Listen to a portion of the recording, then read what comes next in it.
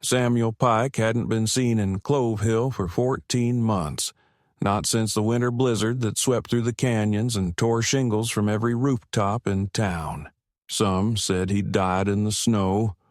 Others whispered about a cave-in up north, and a few muttered about blood on his hands and a body buried under his porch. Whatever the truth, by the time he reappeared in early summer, driving a mule-worn cart down the ridge road with a rifle slung across his back and something heavy wrapped in canvas beneath sacks of salt and dry meat, no one dared ask where he'd been. He came in silent as dusk, boots dragging dust, beard longer than it had ever been, and eyes hollowed into something not entirely human. The general storekeeper, Tom Jessup, tried to smile when Pike stepped inside that morning. It was forced, the way a man might smile when facing a bear that hasn't yet decided if it's hungry. "Back for nails or rope?" Jessup asked, reaching instinctively under the counter where he kept the old Smith & Wesson. Pike didn't look at him, just placed 4 silver coins on the scarred wood and pointed toward the iron tools hung on the back wall. Jessup fetched them without a word, palms sweating. Outside, Pike loaded the tools into his cart beside a broken saddle and a stack of firewood he'd split himself by the creek. The sun beat down on the dry dirt road, and horses snorted in the distance. But Pike moved like a man made of stone and shadow, uninterested in the living world. People watched him from windows and behind curtains, their eyes flickering toward the tarp-covered shape in the back of the cart, something long and uneven, bound with cord.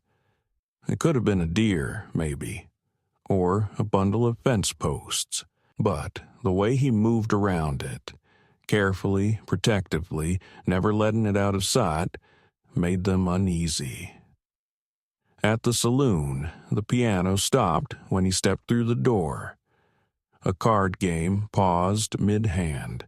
The barkeep, old Emery, who'd once served Pike whiskey on the night his daughter went missing, cleared his throat but said nothing. Pike looked older, not just in the lines of his face but in the set of his shoulders, in the quiet that clung to him like oil. He ordered no drink, didn't sit, just stood there for a moment, scanning the faces, then turned and left without saying a word. They let him go. Nobody followed. Nobody wanted to. It was near dusk when he reached the edge of town again, the mule trotting slow, dragging hooves through patches of gravel and sage. He didn't stop at the church, didn't look toward the graveyard, didn't nod at the boy who waved from the blacksmith's yard. He kept his eyes ahead, fixed on the trail that bent toward the South Ravine, the path to his ranch, the land nobody tended but him, the place folks only spoke of in lowered voices.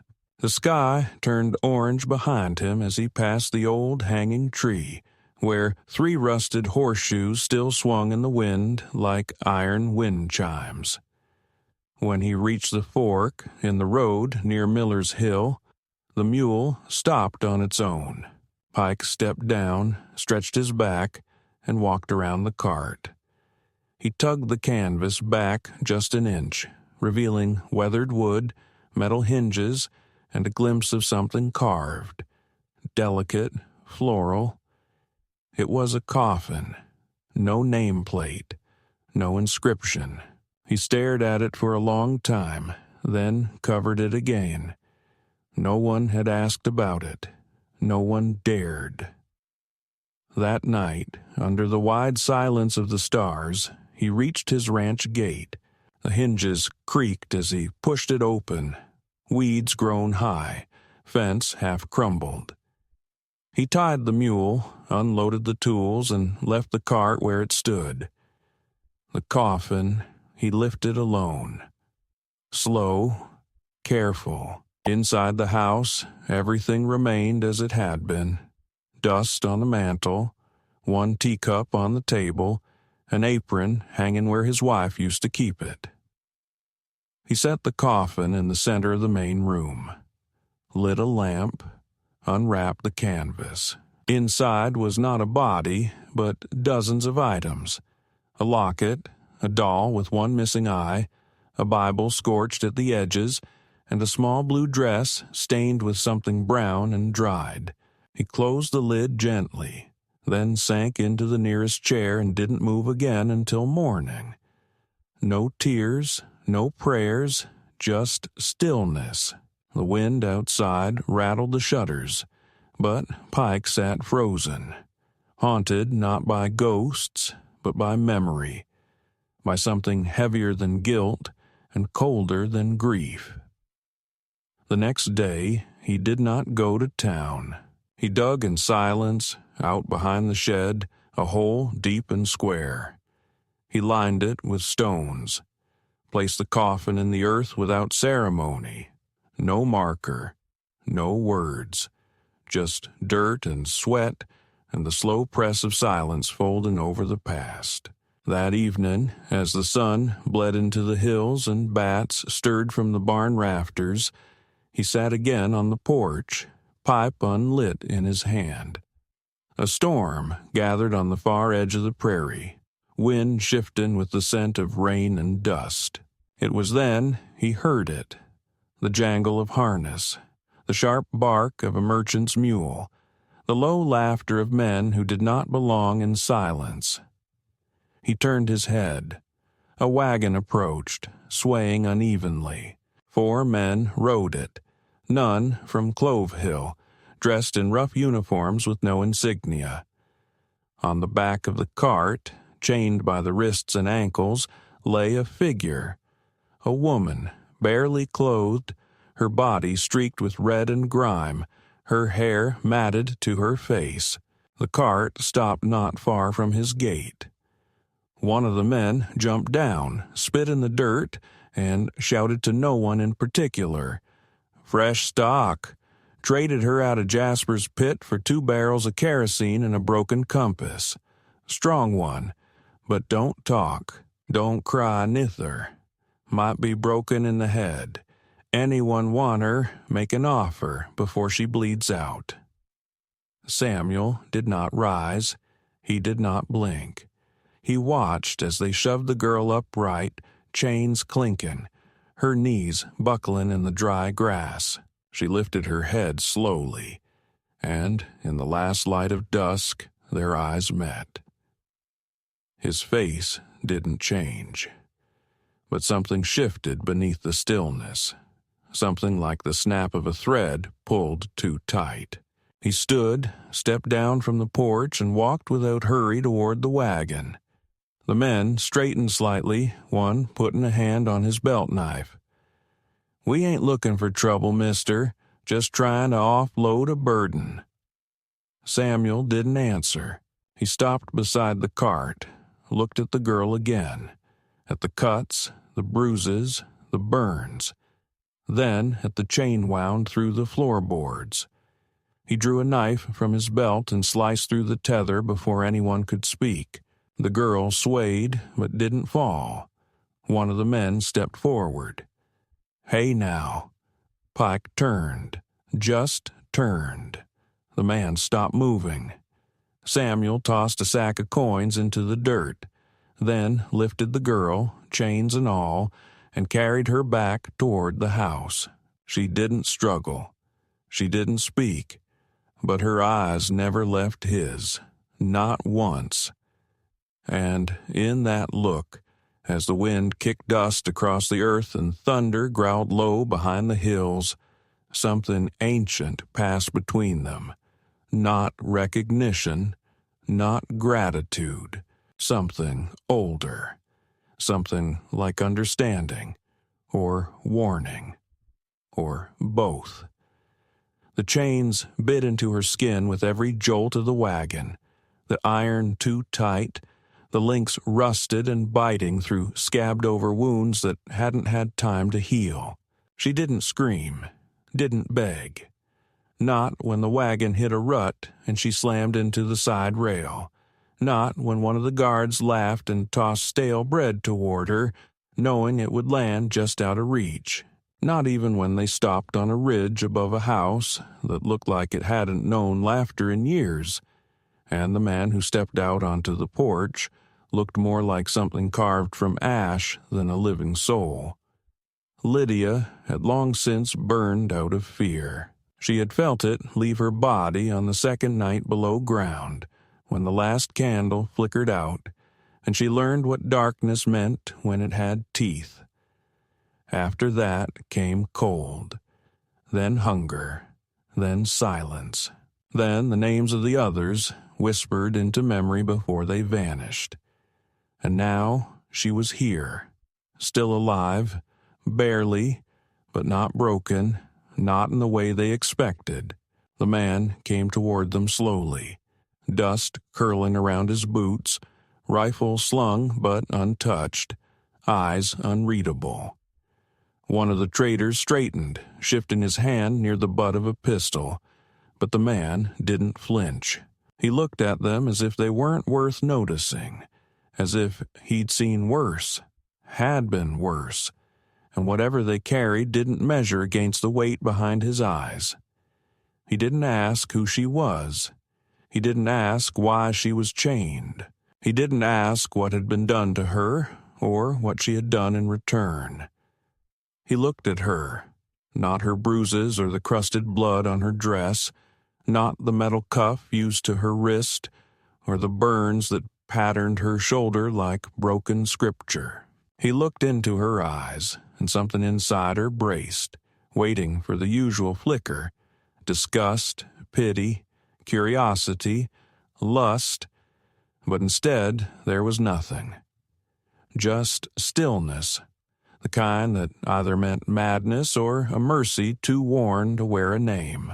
The man turned to the trader, who was chewing a reed, and said in a voice like dry bark cracking, "How much for the chain?" The trader blinked, spat to the side, and said, "Ain't about the metal, friend. She's part of a debt. Ain't no bill of sale, but she comes from Jasper's lot. You know, Jasper? Mean as snakes and twice as hard to kill. He got a dozen like her down south, but this one's trouble. Killed a handler with a damn belt buckle. We was told, get rid of her quiet. Thought we'd make a stop and see if anyone wanted a discount on madness." The man didn't blink. "How much for the chain?" The trader laughed, but it sounded nervous now. "You don't want this mess. We'll be blamed just the same if she shows up flayed and buried on your land.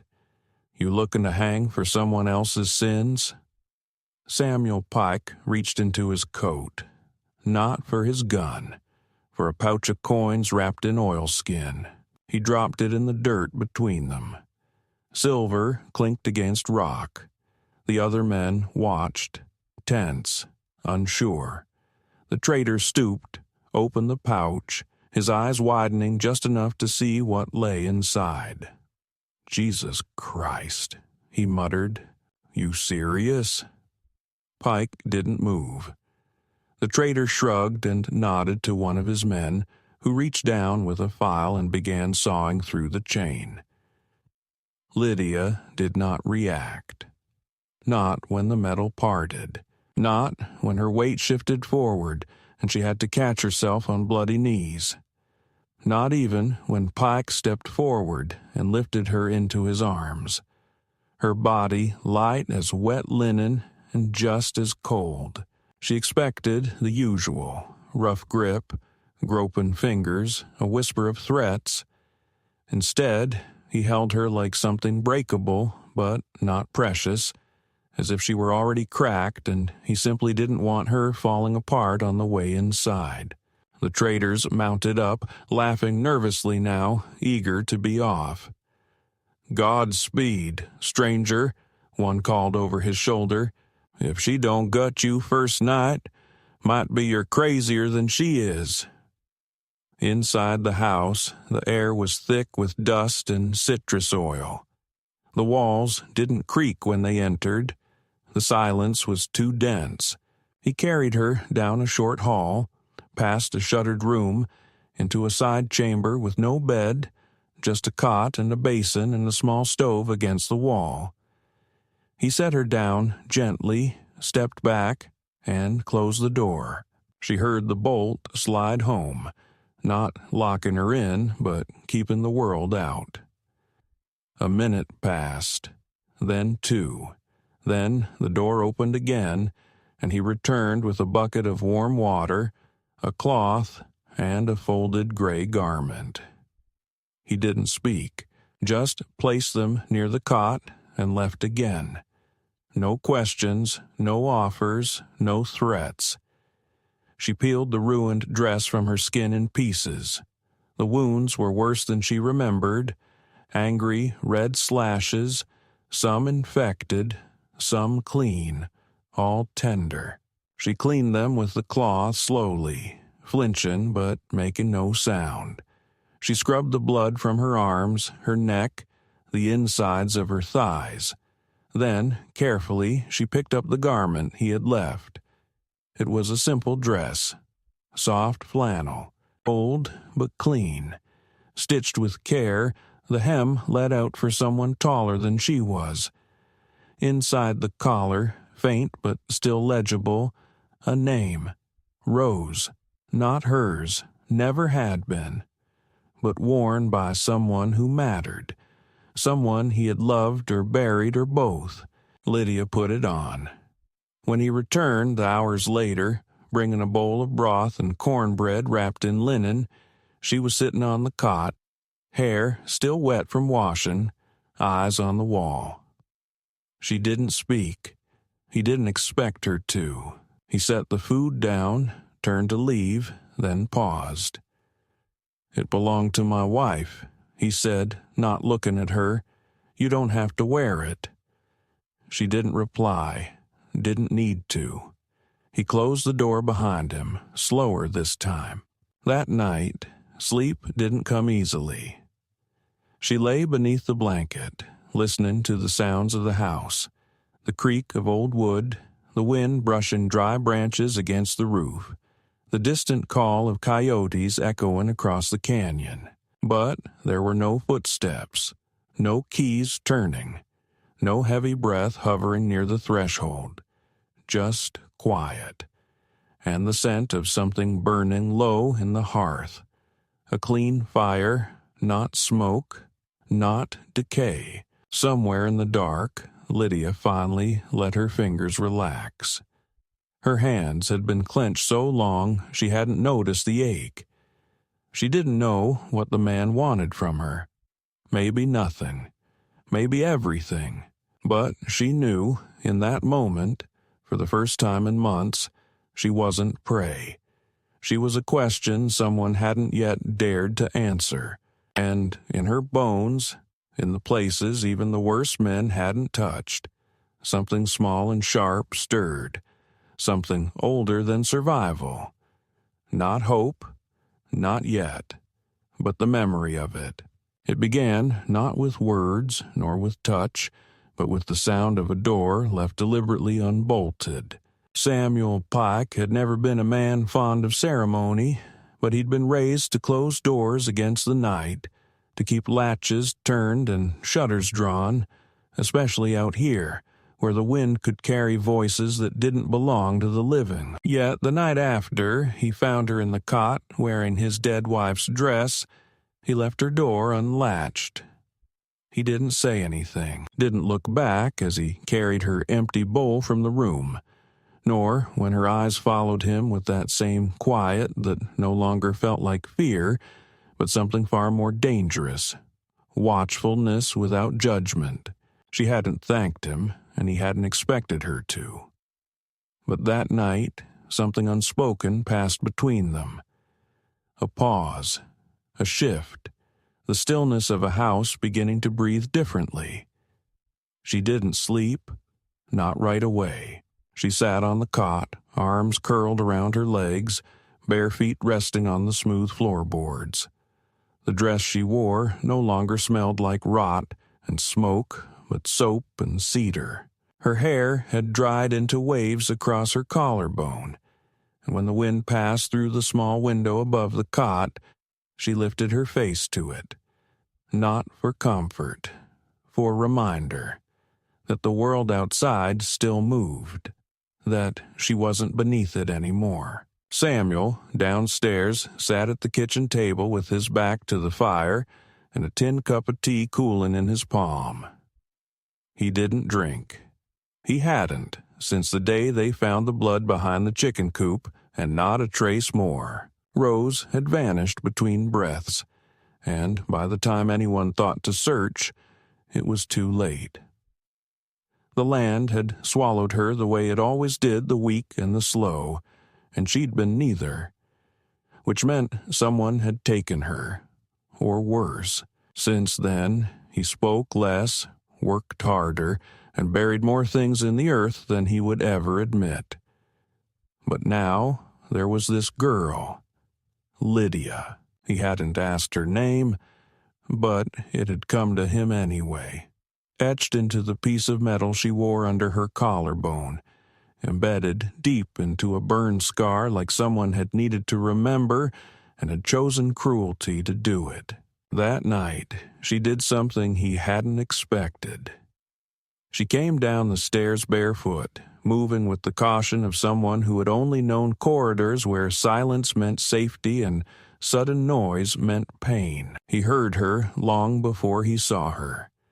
The soft creak of the step he never fixed, the breath she held when the wind shifted. She stood in the doorway of the kitchen and didn't cross the threshold, just stood there, watching the flames dance on the hearth, watching him not watch her. He didn't turn, but he said without looking, "You hungry again?" She shook her head. He felt it more than saw it. The air bent slightly with the movement. He reached into the cupboard, pulled out a folded cloth and laid it on the table. Inside it was a small carving knife, not the kitchen kind, but something finer, older, made for shaping wood. He slid it across to the edge nearest her. "My wife made spoons," he said, "when she couldn't sleep. Said carving kept her hands from remembering other things." Lydia stepped forward, slowly, her toes curling against the cold floor. She didn't touch the knife. Not yet, but she sat. That was enough.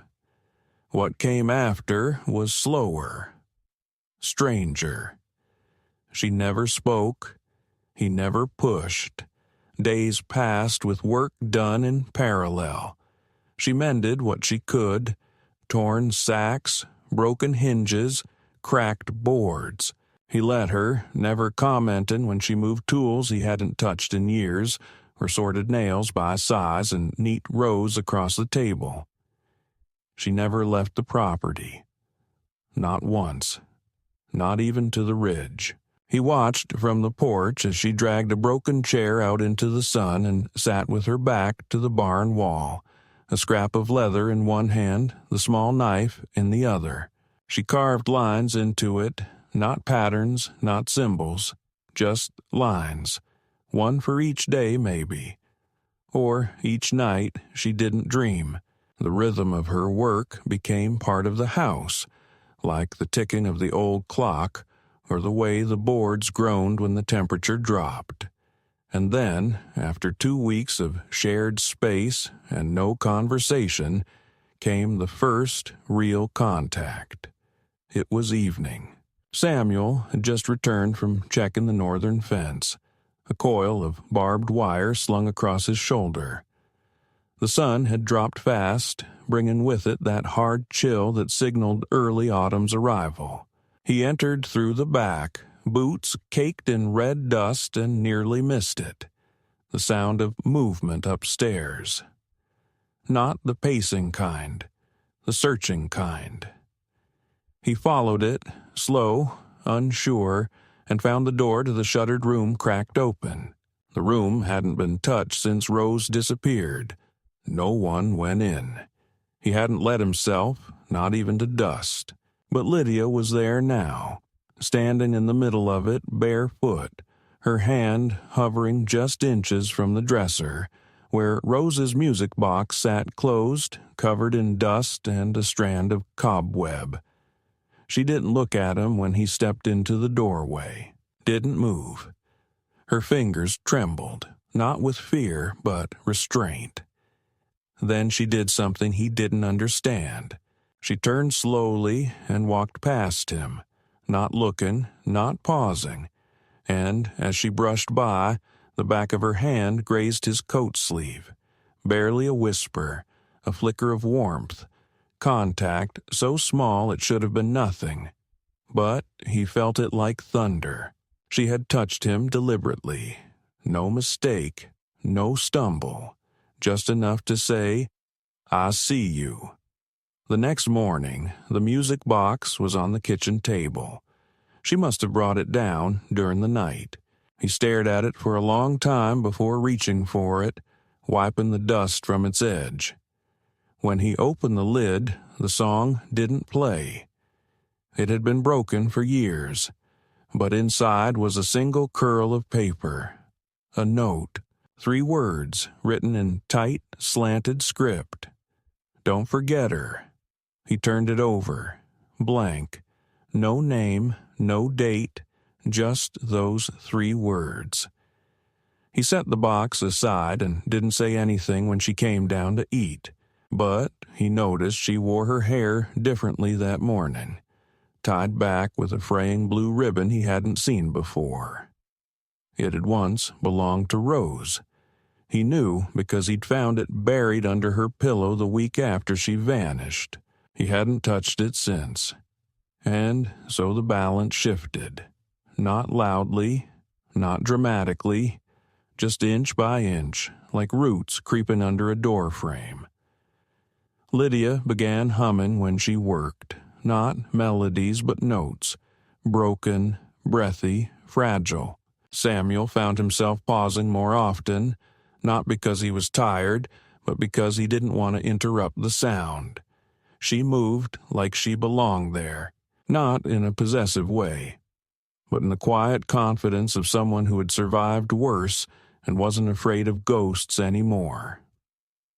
She kept a bowl of dried herbs by the window, filled with things she refused to name. Sometimes, in the middle of the night, he heard her speaking, not in English, not in anything he recognized, whispering, low, rhythmic, like prayer, but older. He didn't ask. One night, after repairing the outer barn door that had been warped in a summer storm, he came inside to find the table set for 2. No candles, no flourish, just 2 bowls, 2 cups. She stood beside the stove, ladling stew. She didn't look at him, but she said softly, "You built this house to forget, but it remembers." He didn't answer, just sat down, ate. When they were done, she reached across the table and slid a single carved spoon into his hand. It was rough, unpolished, but real. The handle was shaped like a tree branch. The tip curved just enough to hold more than it looked like it should. He turned it in his palm. She didn't smile, didn't explain, just stood and left the room. Later that night, as the fire burned low and the shadows stretched long across the floor, he placed the spoon beside the music box on the mantel. And for the first time in over a year, he said her name aloud. Not Lydia's, Rose's. "I'm still here," he whispered. "I haven't forgotten." Behind him, upstairs, the floor creaked once. Then silence. That was the night the wind changed, and neither of them slept. The storm came without warning, not the kind that builds over days with thickening clouds and anxious animals, but the kind that drops out of a clear sky like judgment. It was near dusk, and Samuel Pike was in the southern pasture, checking the fence line where the coyotes had been testing the wire. A slow crawl of scavengers more patient than desperate. The air had been still all day, heavy with that pre-autumn hush where the wind holds its breath, and even the insects move slower, waiting. Lydia was in the barn, working in silence as always, sorting the dried herbs she had collected along the ridge that week, rosemary, pine needle, and something bitter he didn't recognize but had learned not to question. The sky turned strange, not with blackness, but with a color too deep to be real. A purple soaked in smoke and metal, a bruise across the edge of the world. Pike straightened from the post he was repairing and looked toward the hills, then back at the house. He didn't run. He never ran, but he moved faster than usual, tossing the wire and hammer into the crate and swinging up into the saddle just as the first gust of wind slammed across the field and sent the chickens screaming into the coop. By the time he reached the barn, Lydia was already outside. No coat, no shoes, standing in the open with her arms slack at her sides, her face turned toward the sky like she could hear something far above them, something deep, something real, something ancient. Her hair whipped around her face, and she didn't flinch when the first crack of lightning split the ridge, too far away to strike but close enough to rattle the earth. Pike jumped down, grabbed her arm, and shouted over the wind, "Get inside!" But she didn't move.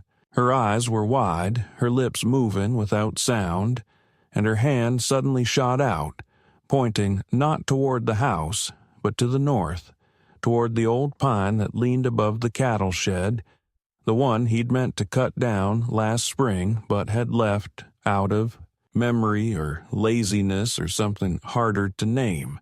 He turned just in time to see the sky rip open. Lightning hit the tree directly. Not in a strike, but in an explosion. A violent white flare that lit the entire ranch for a heartbeat before sound caught up with fury and the ground heaved with the roar of it. The tree didn't fall. It shattered, wood and flame scattering like bones thrown in rage, the air thick with smoke and ozone. Samuel staggered back, nearly knocked off his feet, ears ringing, heart pounding. He looked at the shed, still standing, barely. One corner smoldered, the wall split down the middle. The cattle inside bawled, panicked. Then he looked at her. Lydia hadn't moved. She stood like a stone in a river, her body trembling but grounded, her eyes still on the smoke and ruin, and only then did she turn to him. He didn't ask how she knew. He didn't ask why she hadn't spoken or run or screamed. He just took her hand, not in command but in understanding, and together they pulled the gate open and began guiding the animals out, one by one, even as the wind tried to push them back and sparks danced on the edges of their sleeves. They worked in rhythm, her touch calm on the flanks of the panicked animals, his voice low and steady. It took an hour to move them all to safety, an hour of sweat and smoke and thunder above their heads like gods stomping through a burning heaven. But they did it. When the last calf was inside the stone shelter beside the feed room, Lydia collapsed to her knees in the mud, breathing in great silent gulps, and Samuel knelt beside her, not speaking, just watching her shoulders rise and fall. Later, when the storm had passed and the lightning moved off into someone else's world, he brought her inside and sat her down by the fire. Her hands were burned, the skin red and blistered in patches. He fetched ointment and water, worked in silence, wrapping her fingers with strips of linen, careful not to meet her eyes. But she looked at him, and when he finished, she reached into the pocket of the dress, still his wife's, still too large, and pulled out a tiny brass object. It was a key, old, worn, the kind made for boxes or cabinets. She set it on the table between them, her bandaged hands trembling slightly. She showed it to me," she said, her voice raw, low, barely a whisper but heavier than thunder.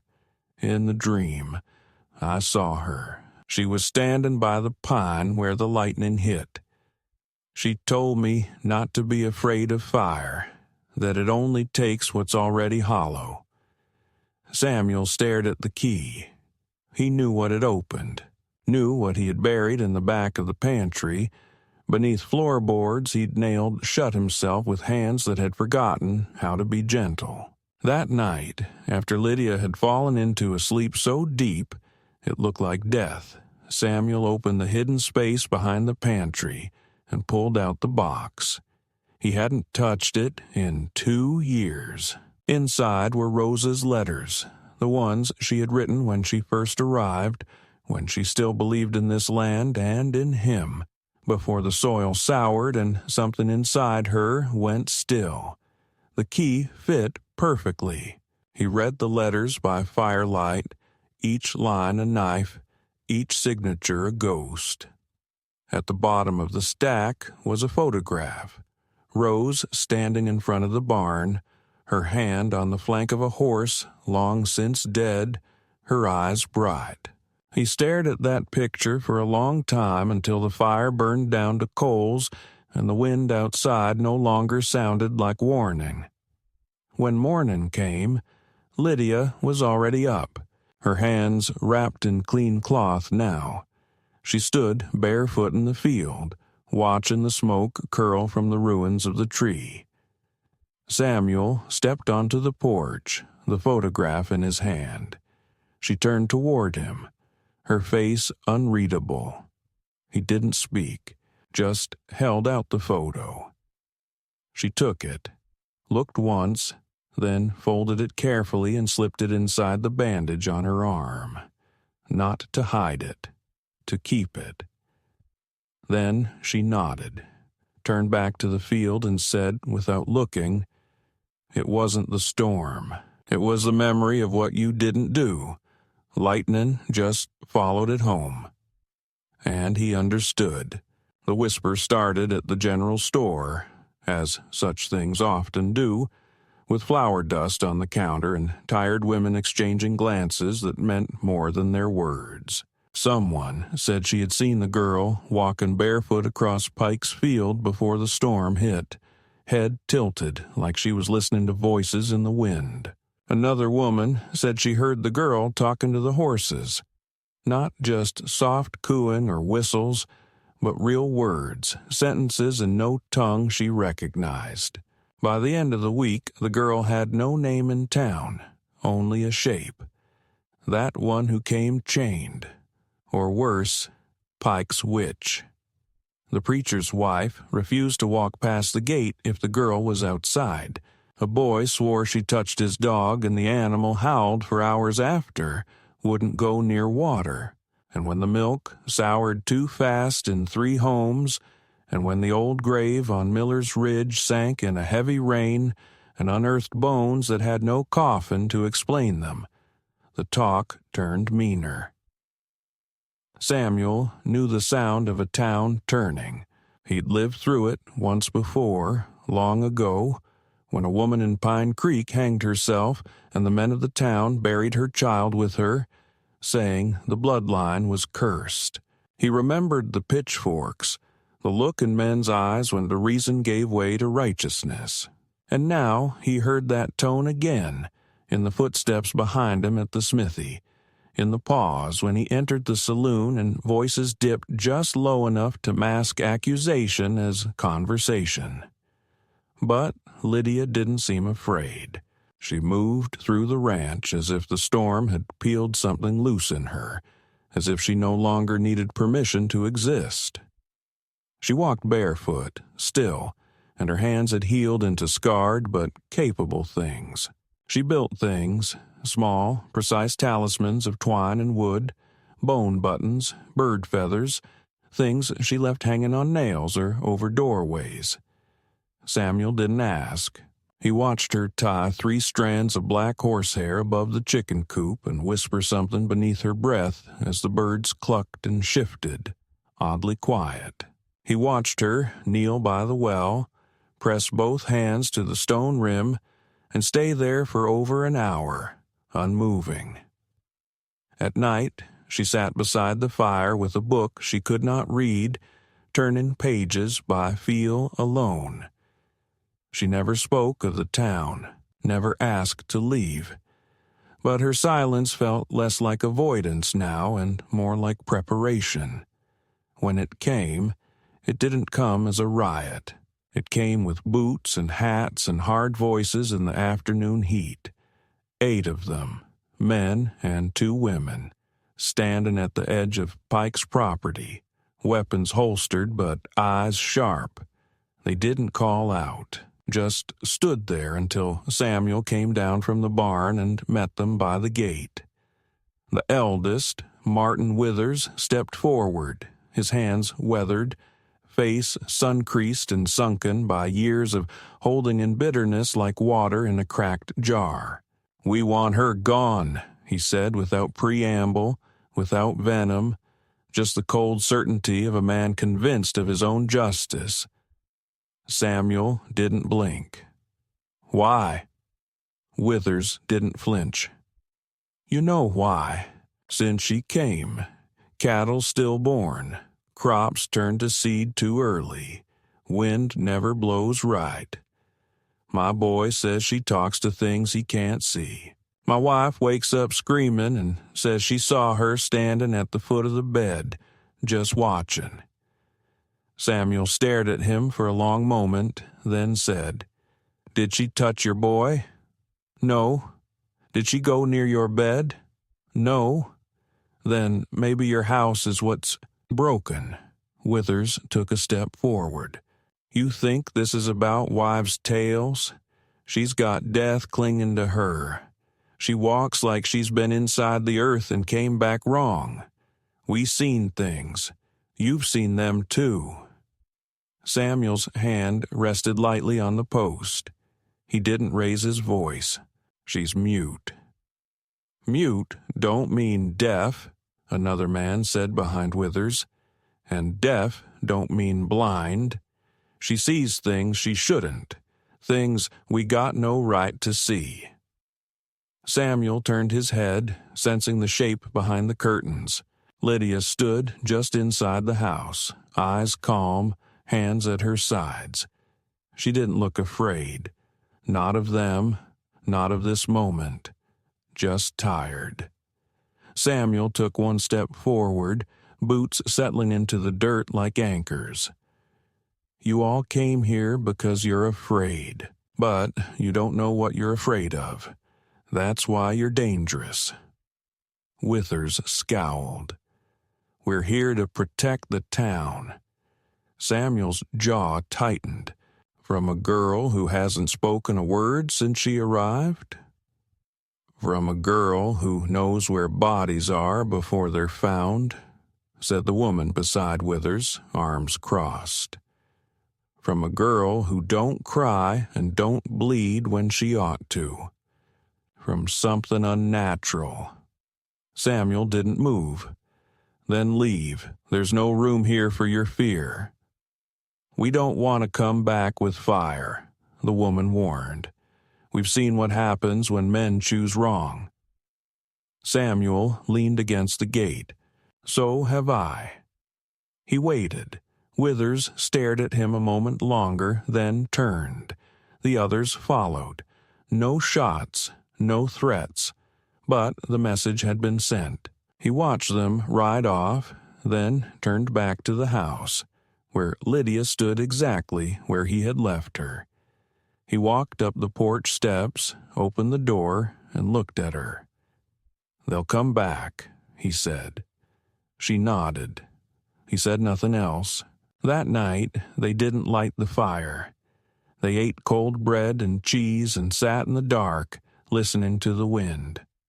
Outside, nothing moved, but the air was tense, like a breath held too long. 2 days later, the first body was found.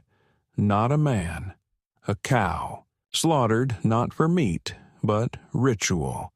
Ribs carved with symbols, hooves burned. The sheriff came to question Samuel, but not directly.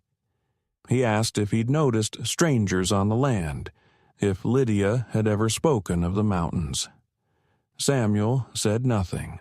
He didn't lie. He didn't offer. Lydia didn't leave the house for 3 days. Then, without warning, she stepped out into the yard and began to plant. Not in rows, in circles. Wild, perfect, meaningless circles in the earth. She hummed as she worked, and the birds came back. Dozens of them. Too many. Filling the trees and fences and rafters, watching, singing. Then, as suddenly as they came, they were gone. On the 7th day, Withers returned, alone, no boots, no hat, his face pale, his voice flat. "I was wrong," he said. "My daughter's boy fell into the well. She was gone, your girl. Gone a minute maybe, but she found him. Heard the sound no one else could. Pulled him out before his lungs gave. He's breathing now. His eyes are open." Samuel waited. Withers looked down. "You got her here for a reason. I don't know what it is, but I won't come back. Not with fire, not with anything." Samuel nodded once. Withers left. That evening, Samuel stepped into the garden. Lydia knelt, dirt on her palms, hair tangled with leaves. He sat beside her, slow, joints aching. She didn't look up. He said, "They'll still whisper." She replied, low, "They always will." "You're not afraid? I've seen worse." He looked at her then, and for the first time he reached out, not in command, not in obligation, but to brush a curl of hair from her cheek. Her eyes closed. Her breath steadied. And between them, the quiet was no longer fragile. It was a boundary, a bond, a promise, not to be normal, not to be understood, but to be heard. And maybe that was all that mattered. The first snow fell the night Samuel Pike did not come home. It was early for snow, unexpected, dry and sharp like powdered bone carried on the wind, covering the ridge in a thin, deceitful whiteness that silenced even the coyotes. Lydia had waited through the evening, listening for the gate latch, for the creak of leather or the distinct knock of his boots against the front steps. But as the sky darkened and no sound came except the hiss of wind through the brittle stalks in the garden, something inside her began to pull tight. She'd known before dusk that something was wrong. There were signs, small ones, but clear to her now. The chickens hadn't come out of the coop that morning, not even when she scattered feed.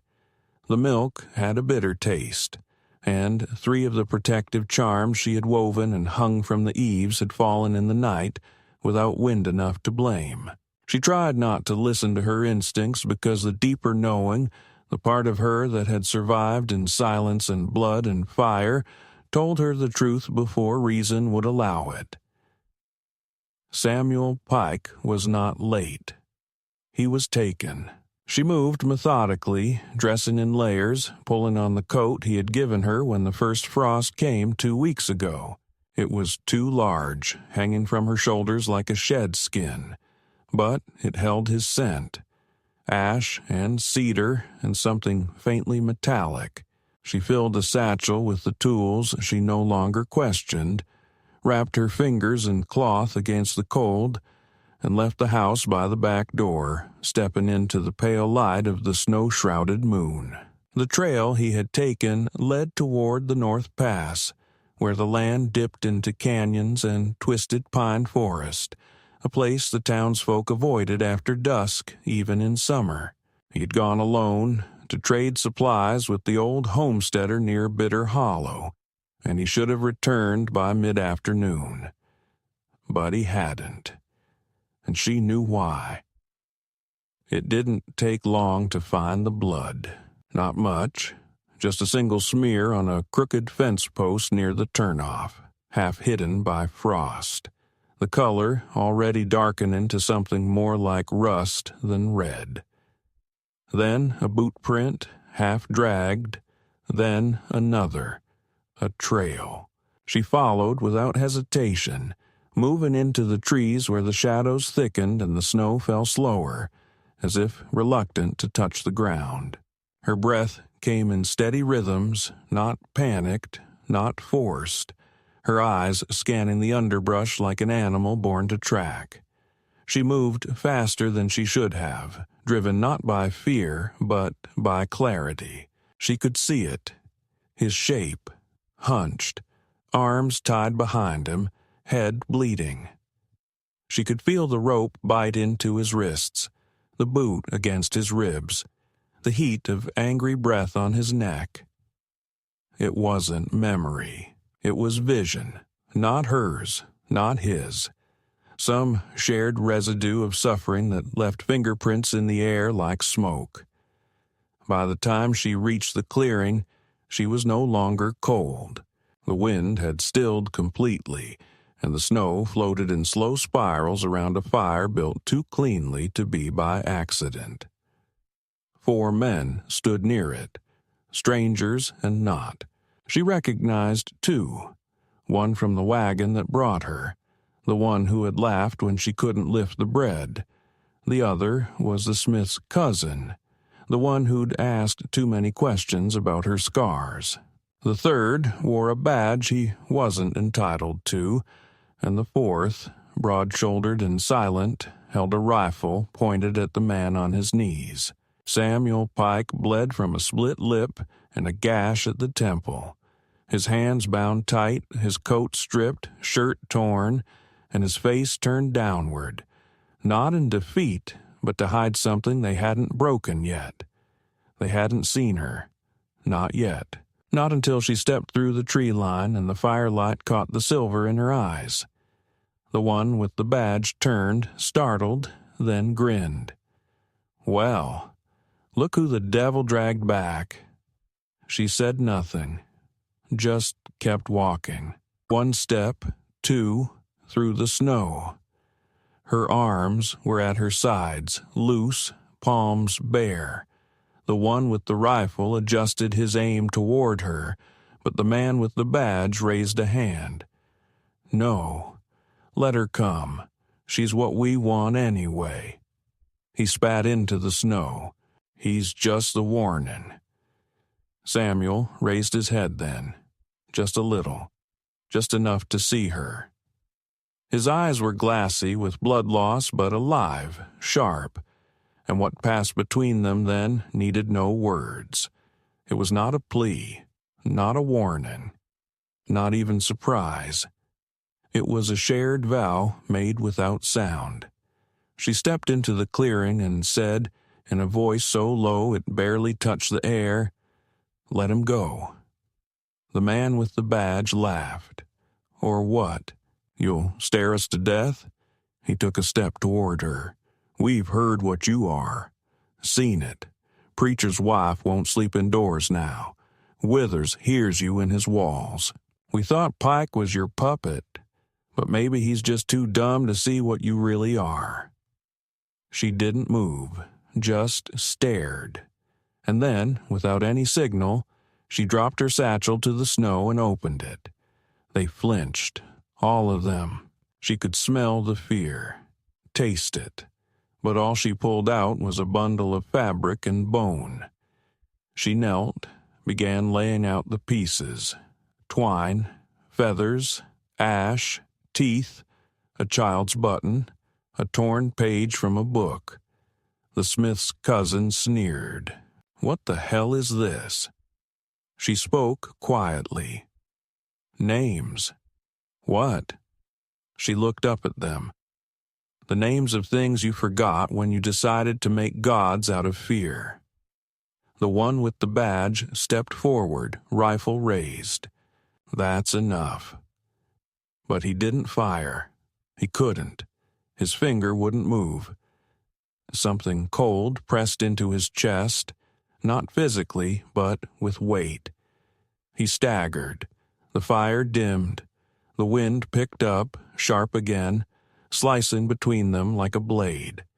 She stood, her hair whipped around her, eyes black now, or maybe just reflecting the flame.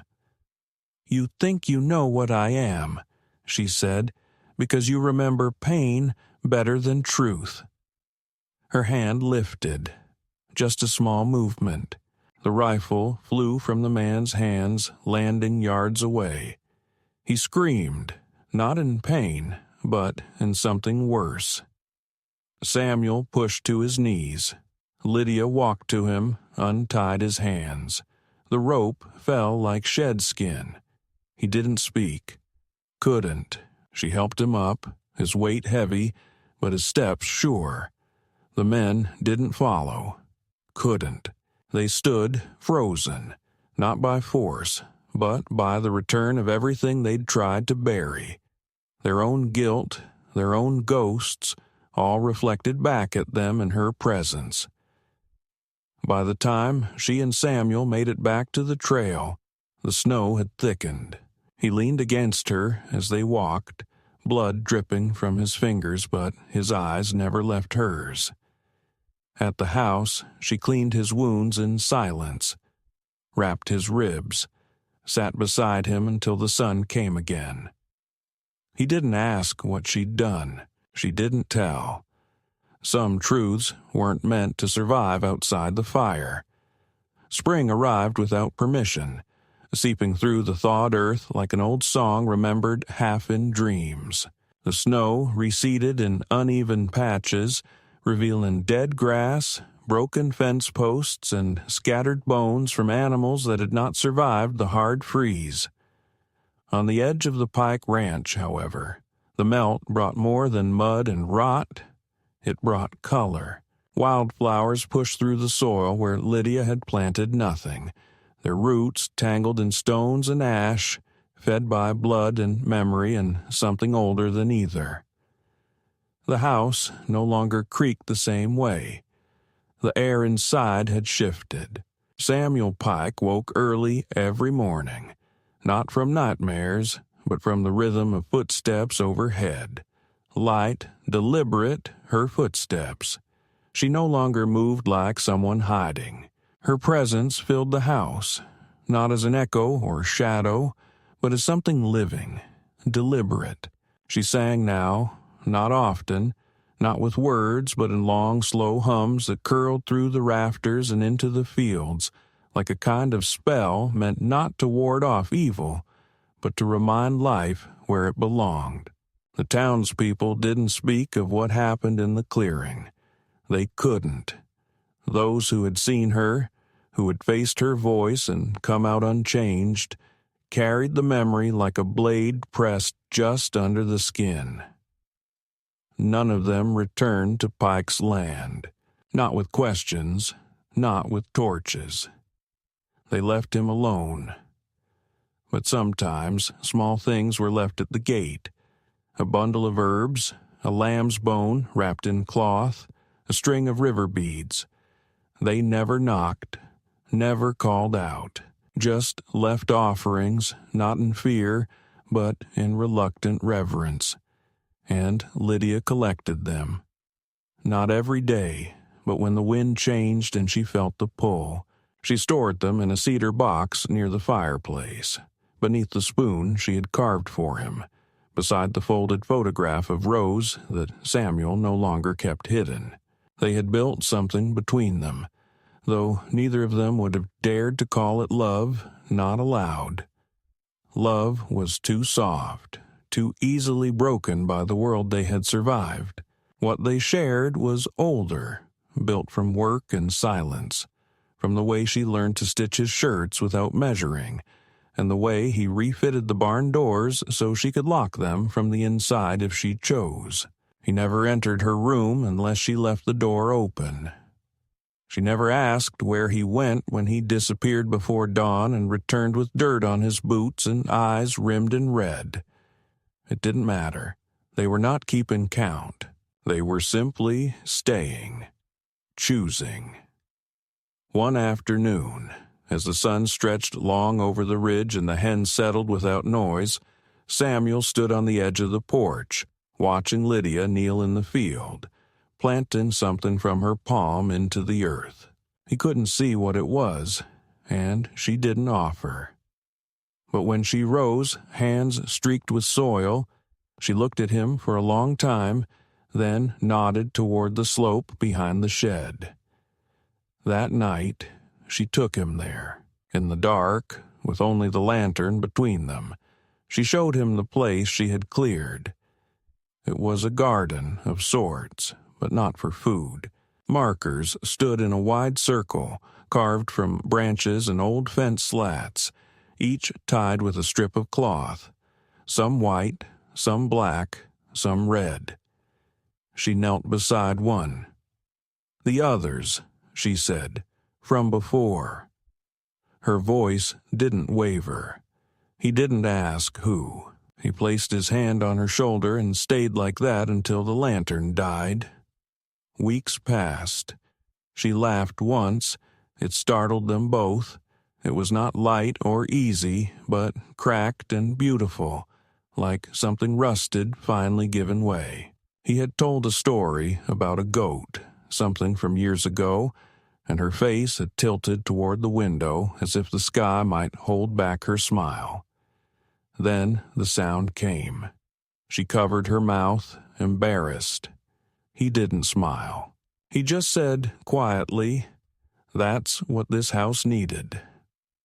On the first day of June, he found her by the porch steps with a bundle in her hands, a dress, not roses, not borrowed, one she had sewn herself, deep red, the color of dried cranberries and canyon walls. She wore it as if it had grown from her own skin, bare feet in the dust, hair unbound. He watched her come down the steps and into the light, and for a moment everything else disappeared. The war, the loss, the graves, the blood, even Rose. All of it drifted into the stillness between heartbeats. She stood before him, the fabric rippling slightly in the breeze, and said, "You can build a life out of what was taken from you, if you stop pretending you're still waiting to be punished." He stepped forward, reached for her hand, and this time she didn't pull away, didn't flinch, just held him. And they stood there in the quiet, where no one could see, not needing to be seen. The sky above them stretched wide and patient, and the wind carried no omens. Only the scent of earth turned warm again. No promises were made, no vows. But something ended that day, something that had needed to end, and in its place something new began, quiet, earned, and entirely their own.